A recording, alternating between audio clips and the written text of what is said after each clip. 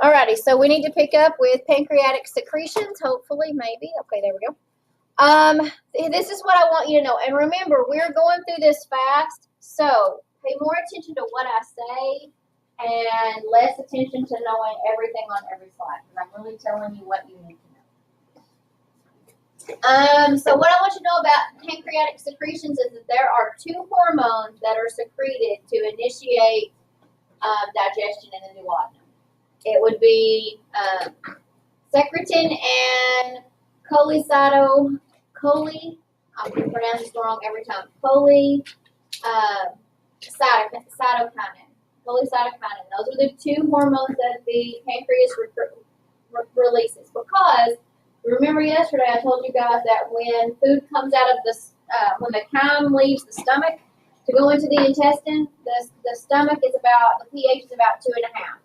2.5, which means it would eat through a table. So the chyme itself is very acidic. So to prevent an ulcer in the duodenum,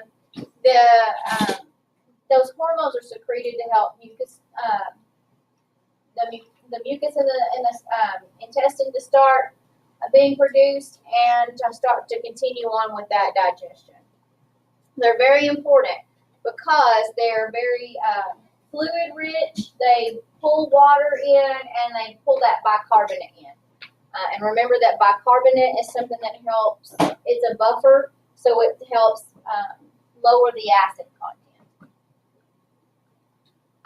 Once again, I told you that the chyme is very acidic, that pasty yellow food mixture that has now been broken down from food to be molecules we can digest.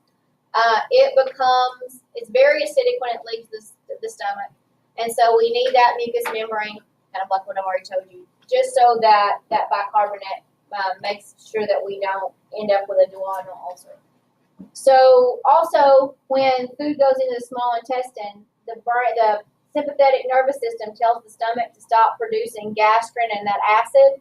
When that doesn't happen, that's when people have stomach ulcers. But when the parasympathetic nervous system doesn't tell the brain to turn on those two hormones, then we end up with a duodenal ulcer. Those are very painful. A gastric ulcer, your stomach will hurt, burn, you will feel horrible anytime your stomach is empty. With a duodenal ulcer, about an hour after you eat, you have pain for several hours as that chyme goes through the stomach because it's burning. It's very acidic and it's burning a hole where that ulceration is. I had a patient one time that actually had an ulcer in both places, and it took him about 4 months for his ulcers to heal. He lost 60 pounds in 4 months because if he ate, he hurt. If he didn't eat, he hurt. So he ended up basically taking the medication that would coat his stomach, Carafate, and not hardly ever eating because it was so difficult for him. So know that those pancreatic juices, they help neutralize the acidic level of the chyme as it leaves the stomach and prepares it for digestion. So we talked about those 3 different steps, the cephalic stage, the gastric stage, and the intestinal stage of digestion, right? Cephalic stage is when the brain sees the food, smells the food, says, okay, let's eat. And that makes the stomach start to release hormones, increase acid production because it knows it's going to eat. Have you guys ever gone somewhere like to the state fair or to Six Flags or some kind of buffet where you could smell really good smelling food, but you had to stay in line a really long time? And after about 30 minutes, your stomach starts to feel yucky or kind of feel upset because you've been in line a long time. Well, it's upset because for 30 minutes your stomach's been releasing acid, thinking you're going to eat now. And so it kind of upsets your stomach a little bit. And then after you eat, you feel better. But right before you eat, you kind of feel bad. Well, that's why. Because when the brain tells the stomach, okay, you're going to get to eat, the stomach starts preparing. So the gastric part is where... So it's like that sensation that you're starving. Yeah, like you're starving, and then after I'm starving goes away, you start to get kind of your stomach gets a little uneasy, or it feels kind of like you got heartburn, or your stomach just feels real kind of uneasy. And that's because you waited too long. Your brain says, hey, dude, you should have ate 30 minutes ago. And so during that stage, during the gastric stage, then we remember that chemical and mechanical digestion taking place, and all of those enzymes come in to help break down the larger particles into smaller particles. And then the intestinal phase is what we've been talking about, and that, or we talked about before, and that's when you actually absorb the nutrients. So we talked about what the pancreas does. Let's talk about what the liver does. The liver produces a couple of hormones for carbohydrates and also for fat digestion. So glycanase and glycogenesis.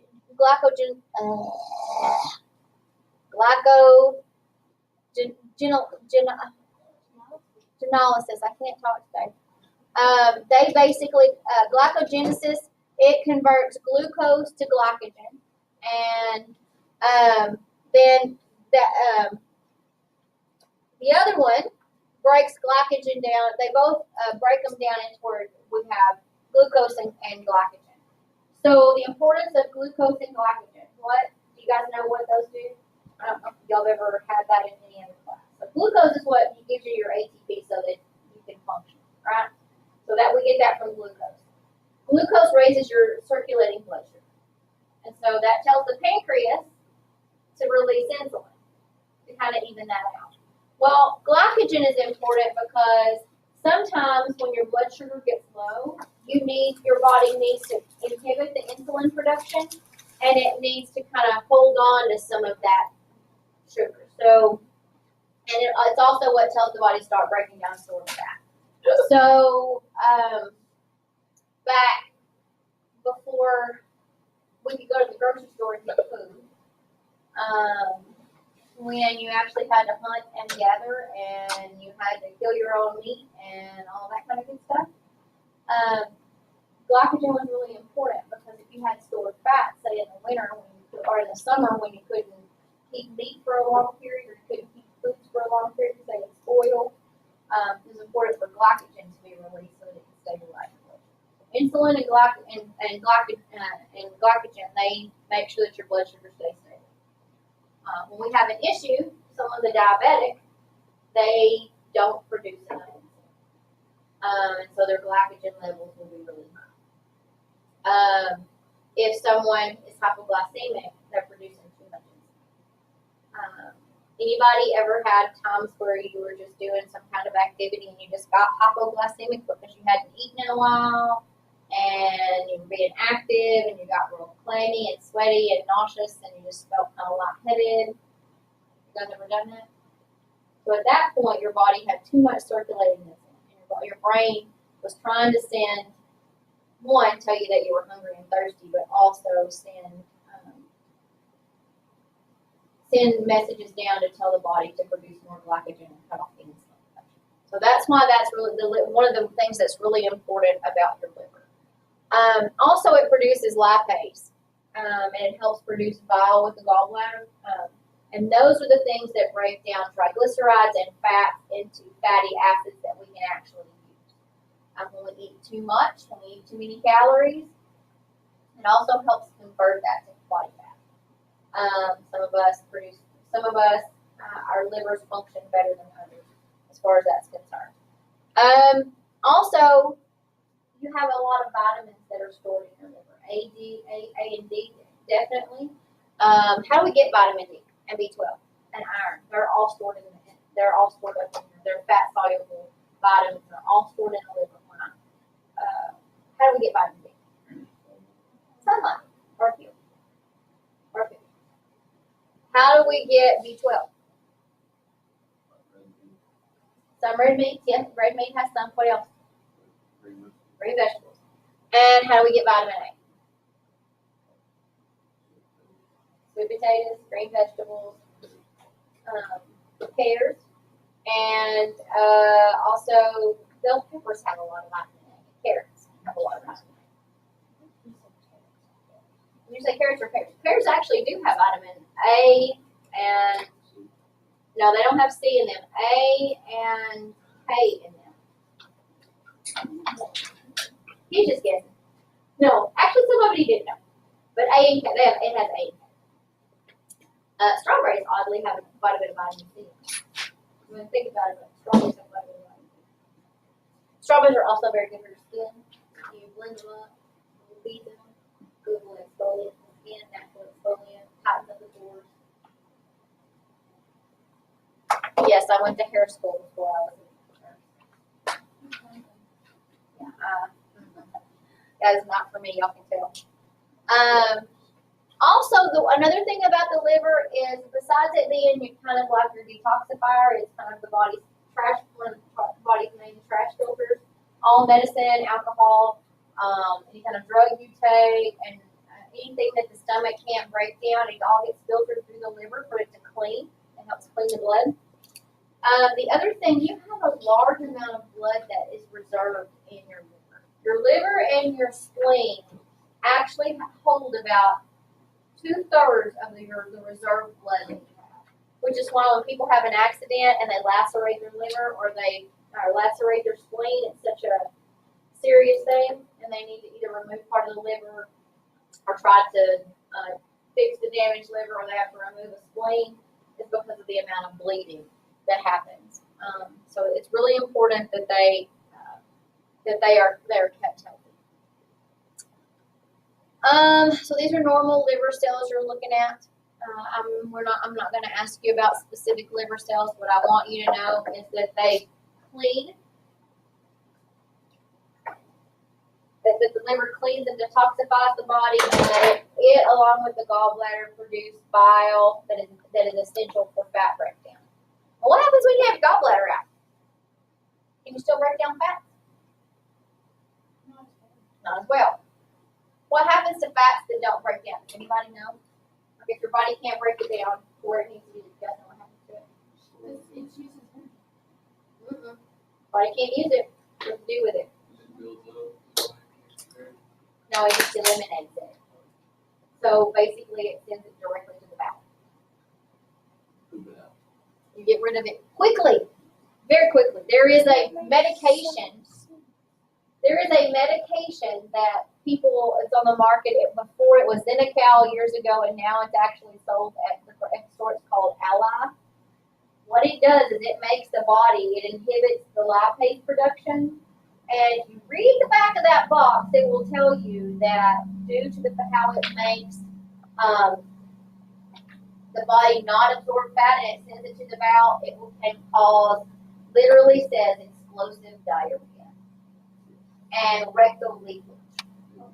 That is on the back. Now, I can tell you a funny story. So, I worked with a guy named Dr. Brown for many years in Graham.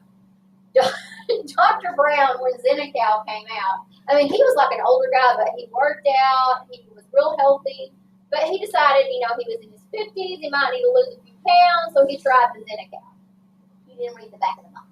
He ate himself a cheeseburger. Needless to say, I got a phone call to the nurse's station saying, I'm going to need you to go back to where the scrubs are and bring me some new scrubs.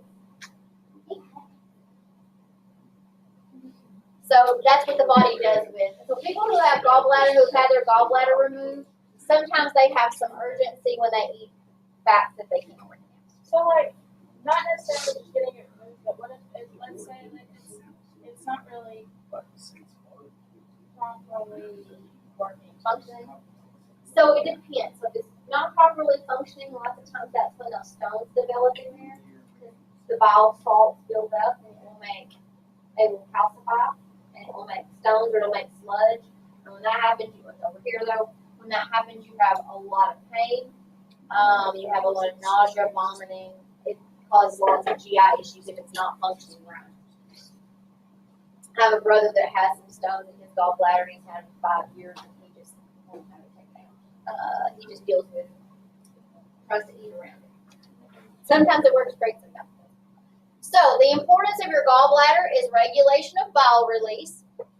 It mixes with chyme in the small intestines to help break down fats.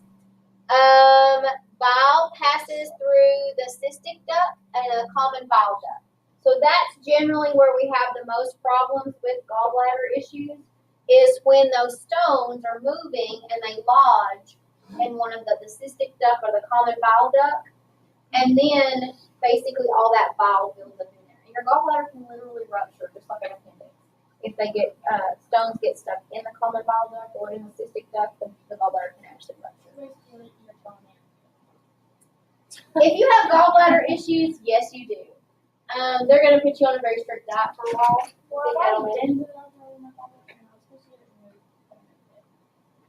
It's not that bad. It's just 5 little puncture holes. You're back to normal, and like, you can live and do normal things. You can come back. You can have it done on a Thursday, and you're back to school on Monday. Well, I asked this because, like, I've always had them until, like, usually when I eat, sometimes it'll bother me. Well, then my mom, she started telling me about, like, what she was eating and how it was, like, helping her. So I was trying to start eating, so she was eating. And now my stomach is, like, hurting. So, fatty foods. Also, things like, things like broccoli, leafy greens actually really hurt it too. Yeah, and I had some last night, and it still hurts. If it gets to a point where it hurts and it won't stop, like for a day or two, but it's like severe pain, because there's uncomfortable gallbladder pain, and then there's the, oh my gosh, I'm going to die gallbladder pain. See, sometimes it's, oh my gosh, and then sometimes. So if that, oh my gosh, gallbladder pain is consistent for more than 8 or 9 hours, you need to go to the doctor. Because that's when the stone is stuck. And you'll get what they call a hot gallbladder, and it can rupture. It basically is inflamed, and it can rupture, and that's really bad because it can get all that bile can get inside your abdomen, and it's dangerous. Yeah, there was one thing where I was throwing up like just straight bile for like a week. Yeah, that's not good at all.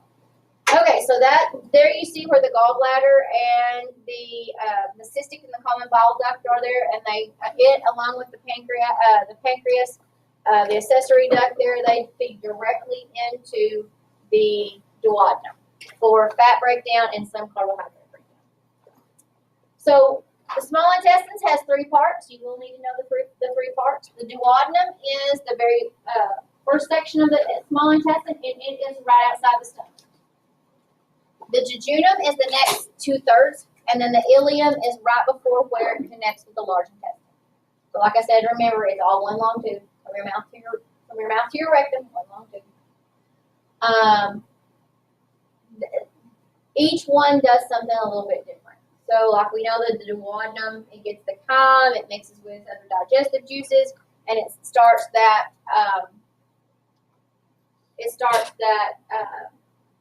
segmentation so that absorption can happen. There are intestinal glands that release other digestive enzymes so that you can break down other types of glucose. You guys look on the back of packages ever and see that it has maltodextrose, and it has what else is in there? Milk has lactose in it. So in the small intestines, you start to have more enzymes that can break down more food products into smaller molecules that you can actually use in the cellular level.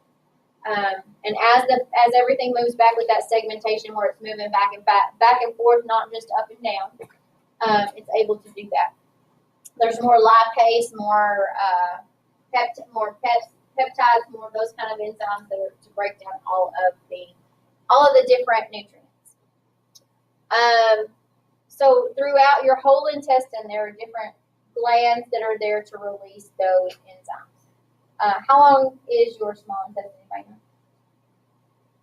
So 3 parts. Anybody know how long it is? If it's stretched out. 22. 22 feet. It will go across a tennis court, right? From long into long. Is that right? Yeah, it's very long. Some people's stomachs so small. So it's compacted in there really tight. Whenever you have, this is all fat. That's not intestine. It is all very packed. It is all packed in there very firmly.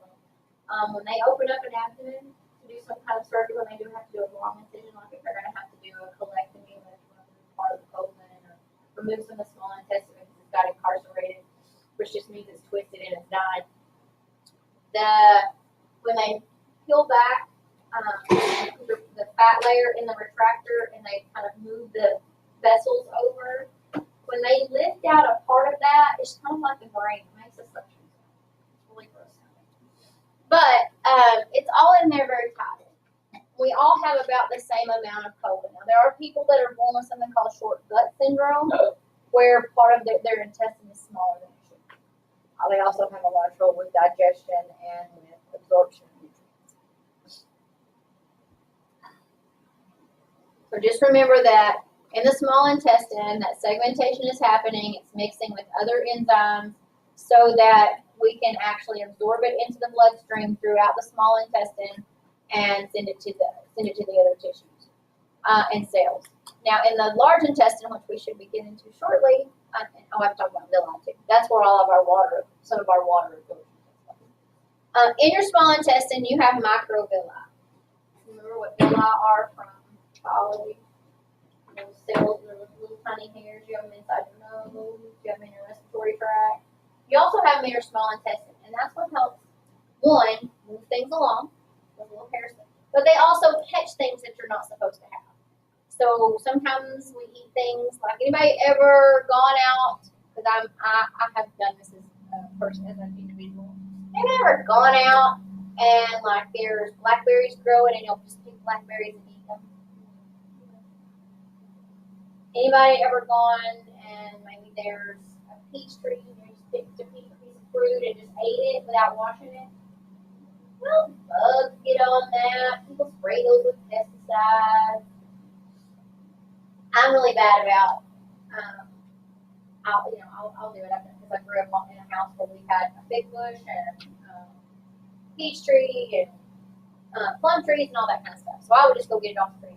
Well, those microvilli and the normal florobacteria in your stomach, they help prevent you from getting sick from stuff that you didn't necessarily need. Now, there's not a lot of pesticides on there. Usually, if you're picking it from somewhere. I watch parents. Now, this is something I would not do. Watch parents that will get something for their kids from the store out of the fruit and vegetable section, thinking it's better for them than the box of goldfish. Well, what they don't realize is they have sprayed all that stuff in the back of the store, and before it came to the store with different products to either ripen it or to keep bugs away from it, and that hasn't been washed. So don't eat stuff from the store that hasn't been washed. But out, you're a little more likely to have trouble, less trouble. Also, the microvilli is important to help with water movement as well. So it's kind of got that movement to help things move along, to help grab a hold of things that you don't need. In your intestinal tract, you have these diverticuli that come off of the large intestine. We'll talk about that in a minute. That's where things that you can't produce, that you can't utilize, sometimes they get hung in there. So sometimes people have can't eat nuts or coconut or different things like that because they have diverticulitis because it's torn those. They've eaten foods that have torn those. So the large intestine is about 2 or 3 inches wide, and it has 3 sections as well. You have the ascending colon, you have the transverse colon, you have the descending colon.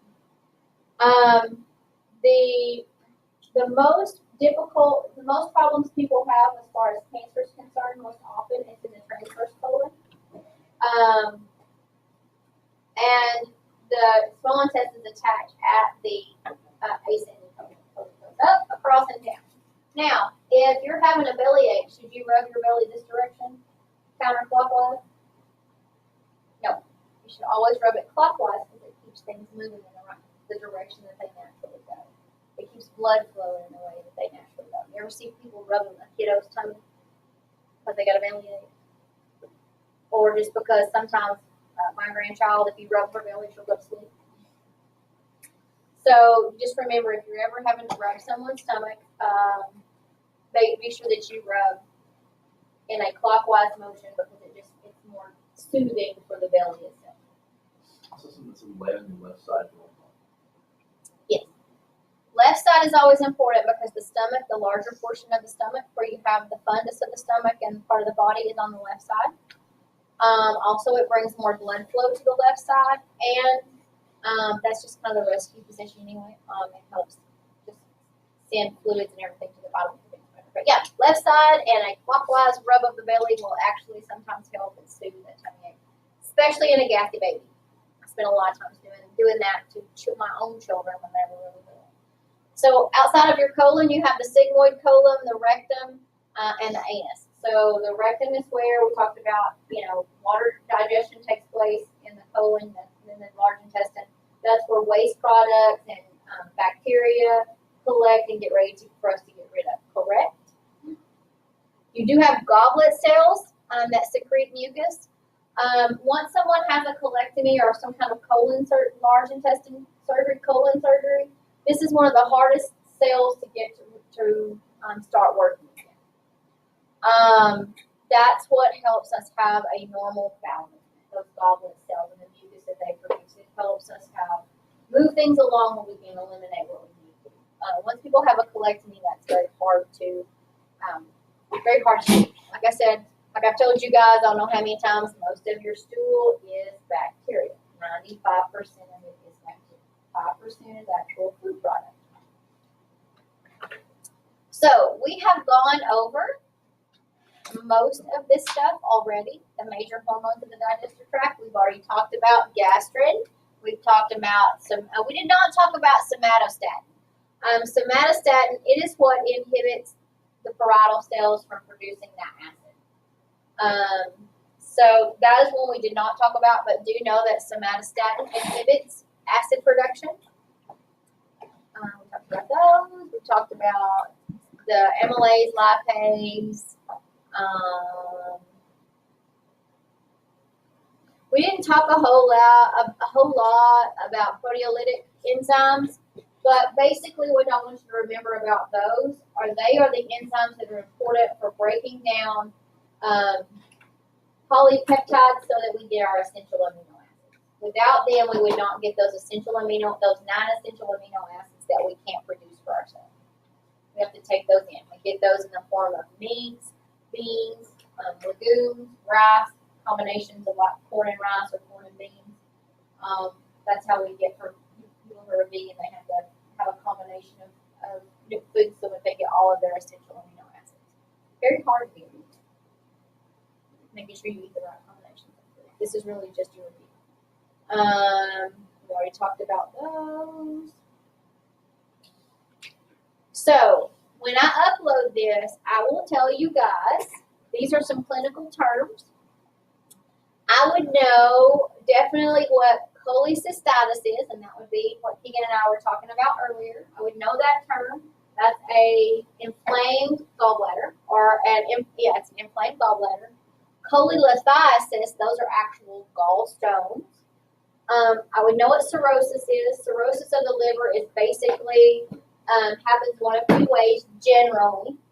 Generally it happens from alcohol or drug abuse, and it's when the liver itself becomes hard. The liver, you may ever eat calf liver. Remember, touch calf liver.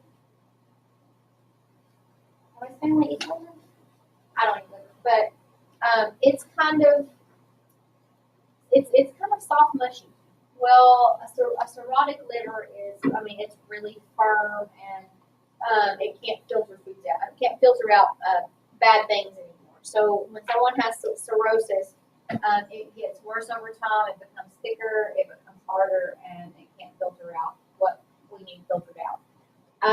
Also, whenever someone has cirrhosis, their ammonia level rises, so they also have aggression and confusion issues when someone has cirrhosis. Diverticulitis is inflammation of those small pouches in the large intestine. Generally, it's very painful. People who have had diverticulitis once or twice, they change their diet. They take all seeds, nuts, and anything that might irritate their diverticuli out of their diet because it's horrible abdominal pain. Be on antibiotics for quite a while with that. So, like in the large intestine, as it's going around, there are these little tracts that kind of come out inside the large intestine, and those are the diverticulitis. Sometimes diverticulitis is so bad they have to remove portions of the colon. Sometimes they can do what's called a colectomy, where they put it back together. Sometimes they actually have to go in and give someone an ostomy.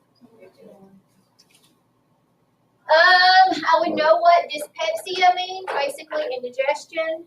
Dysphagia means difficulty swallowing, and gastroenteritis would be inflammation or irritation of the stomach and the intestine. How many of you have had the doctor tell you have gastroenteritis? Everybody in this room, you ever had a stomach bug? Raise your hand if you have not ever had a stomach bug. So that's what they diagnosed you with, gastroenteritis. Inflammation or irritation of the stomach and intestines. Viral gastroenteritis. Alright, so be sure you know those terms for your test. And we are done basically with most of digestion.